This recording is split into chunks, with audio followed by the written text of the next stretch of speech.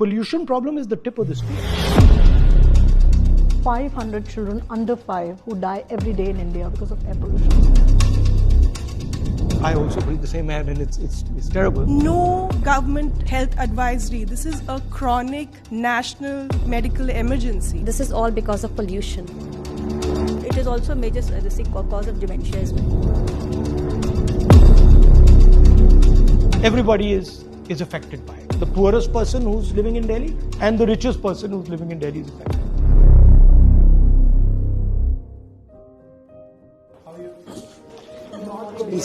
Not good. If you're not good, then you're in trouble.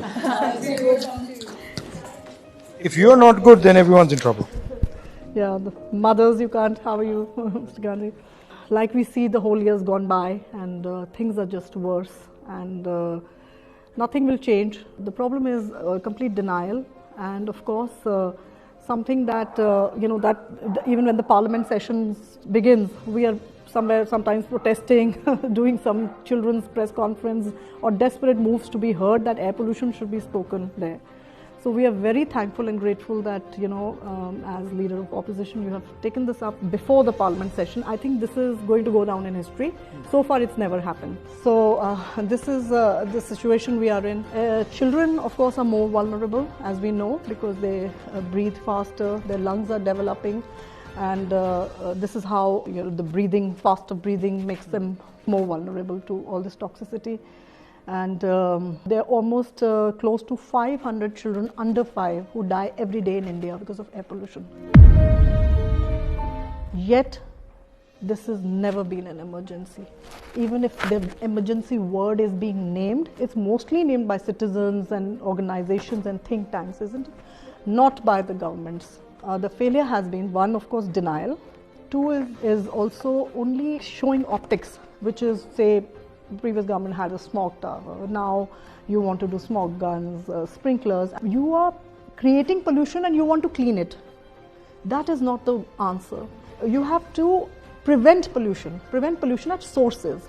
That means the systemic changes that you have to bring in. And the systemic changes means a lot of work within the government that may not show, but it's the real work, the real intent, the real political will. So I saw changes in my son. We moved back from US when he was 5 and immediately he was not able to breathe.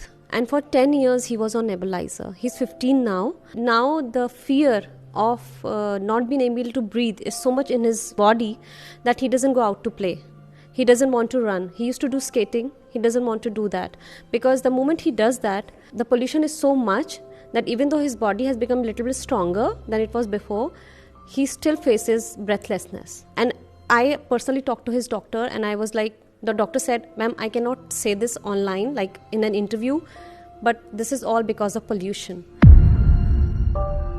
And he said that now in the past 10-15 years, most of the kids who are coming to me, I'm giving them nebulizer, I'm giving them steroids. Really, sir, this problem is, I'm telling you, it's horrible.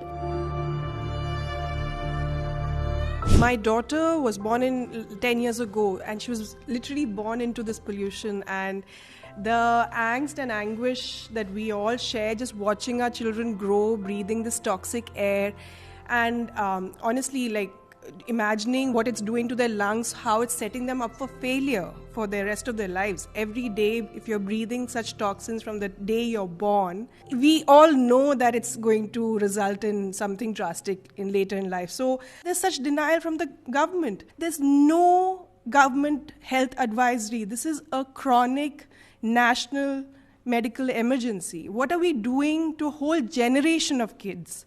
What does it set them up for? Just to be really, really sick adults who in turn will impact the economy. It will hamper our country that we all love so much. Like we are really, the reason that it's easy to ignore is because it's not happening today. But we all know from personal experience that it is going to just, be like a bomb in the next 10 years if we don't act now. We should have been acting yesterday, but we definitely need to act now. The reason there is pollution is because there are stakeholders who benefit from the pollution. Yes, And, absolutely. and to put it bluntly to you, they're more powerful than you are. Yeah. Absolutely. Right. And you know, like Right. Money and Now, when you're power, talking political will, consequences of this power affect political will. I mean, if you have whatever 500 to 1,000 commercial units who are polluting Delhi, they have political power, right? And the problem is that the average citizen is not organized at all. So he has no political power. You already have a choice in terms of dealing with air pollution that many people in India don't have. You can go to the doctor, Yeah. right? So there are many people who I meet who say, my kids, Yes. that's it, done. Pollution problem is the tip of the spear. I'm more than happy to help you because I think this is important. I mean, I also breathe the same air and it's terrible. And, you know, my niece and nephew grew up in it. You can't escape, right? There's no way. I mean, you can be Mr. Adani. Well, Mr. Adani can probably sit in his house and do his little air purifier stuff. But you can be pretty much anybody and you're going to breathe the air eventually. So in a sense that everybody is affected by it. The poorest person who's living in Delhi and the richest person who's living in Delhi is affected by it. You know, the health cost for the poorest is much higher. Higher. Absolutely. There's a serious equity For issue. Absolutely. A rich guy can go get a lung transplant done, but for my domestic help, she is one time still using wood because she's like, gas itna mehenga, I can't cook 2 times on a clean fuel. So even a clean fuel is not available to majority of Indians. I will also request you that in the next couple of days, if we can, introduce some questions and Yeah, could that we can consider asking the MPs to There please. can be a debate on air pollution MLs in too. the MPs parliament too. because we never see it happening. No, it will be the first time. It's never happened.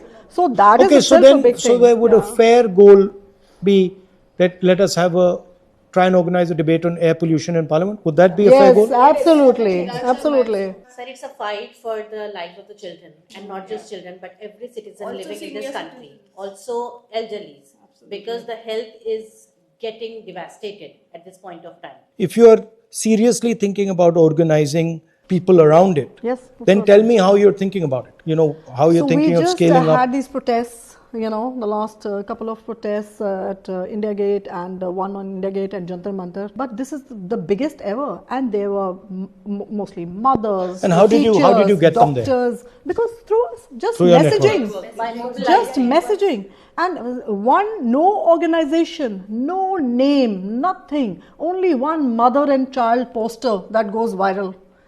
This shows the emotion. There are people. Last protest that's happened and it became, very. Why would they criticize violent. this? I do But because understand. there was detentions, There was at the, detentions, of That is something regular I should be citizens raised. raising an no important one protesting point. should be detained. I'd like to add that it does not affect the lungs. It also affects the heart, it affects the gut system, and it is also a major cause of dementia as well. So even the senior population is going to be severely affected. So you'll actually have a public health emergency if air pollution is not catered to. Children's cognitive development. If these children are not going to be crippled, what youth? What are you talking about? 10 trillion economy. Nothing will work in this country when the children will be crippled, struggling for life. This is where one bold politician will have to take this forward